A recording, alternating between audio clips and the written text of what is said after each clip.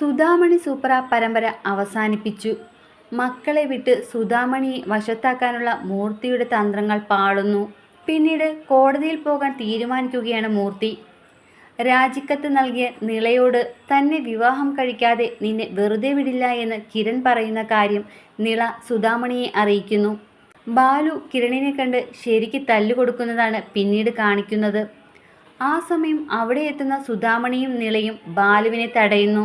Office staff വഴി ബാലു കാര്യം മനസ്സിലാക്കിയ വിവരം അവരെ അറിയിക്കുന്നു. സുധാമണി കിരണിൻ്റെ കരണത്തടിക്കുന്നു.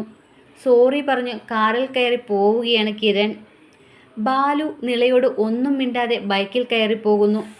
മൂർത്തി ചതിയനാണെന്നും വേറെ ഭാര്യയും മക്കളുമുണ്ടെന്ന് ബാലു മറ്റു 2 സഹോദരങ്ങൾക്ക് കാണിച്ചു കൊടുക്കുന്നു.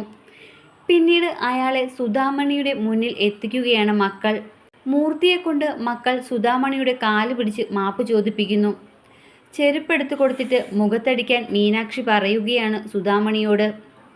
ആ കൈകൾ കൊണ്ട് തൻ്റെ ദേഹത്ത് തൊട്ടാൽ തന്നെ കൊല്ലുമെന്നും സുധാമണി പറയുന്നു. പോലീസിനെ ഏൽപ്പിക്കാൻ സാഗർ പറയുന്നു. ശേഷം അയാൾക്ക് മാപ്പ് നൽകി വിവാഹമോചന പത്രം നൽകി ഇറക്കി വിടുകയാണ് സുധാമണി. മൂർത്തി അവരോട് മാപ്പ് പറഞ്ഞ് പടിയിറങ്ങുന്നു. അപർണയെ ആവശ്യമില്ലാതെ സംശയിച്ചതിൻ്റെ കുറ്റബോധത്തിലാണ് ബാലു. ബാലുവിനെ ഞെട്ടിച്ച് അപ്രതീക്ഷിതമായി അപ്പു തിരികെ വരുന്നു. അപ്പുവിൻ്റെ അച്ഛനും അമ്മയും എല്ലാം മനസ്സിലാക്കുന്നു. ബാലുവും അപ്പുവും പിണക്കം മറന്ന് ഒന്നിക്കുന്നു. സുധാമണിക്ക് കാറ്ററിങ്ങിനുള്ള ഒരു വലിയ ഓഫർ കിട്ടുന്നു. സന്തോഷത്തോടെ എല്ലാവരും സെൽഫി എടുക്കുന്നതോടെ ഈ പരമ്പര അവസാനിക്കുന്നു.